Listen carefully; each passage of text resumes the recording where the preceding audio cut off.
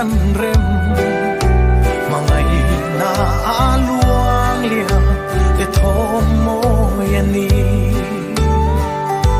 hiwana kian ke ang ting lo rua isua kia nga kan le nga an lusual don ke ang ting lo ta komai na vanga ti sen lua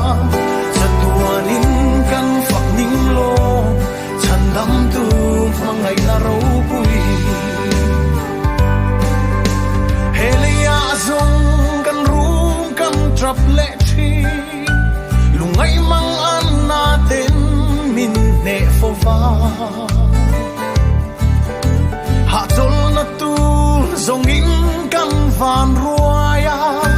ma se mangai tu ang chu ka then hun chuan mo kapang mang an nate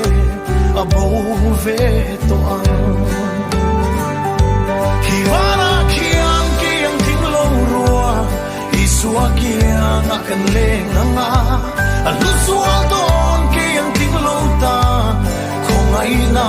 vangati sen luang sa tuanin kan fak ning lo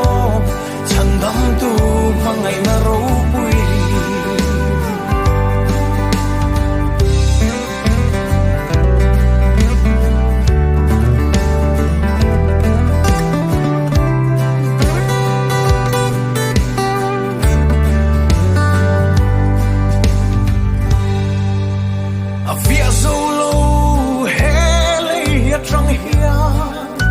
Eng tian sa hian nge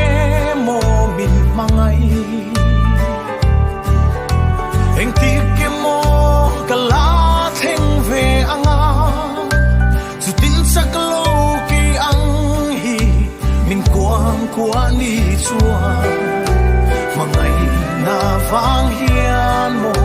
mi tui aluang nge yang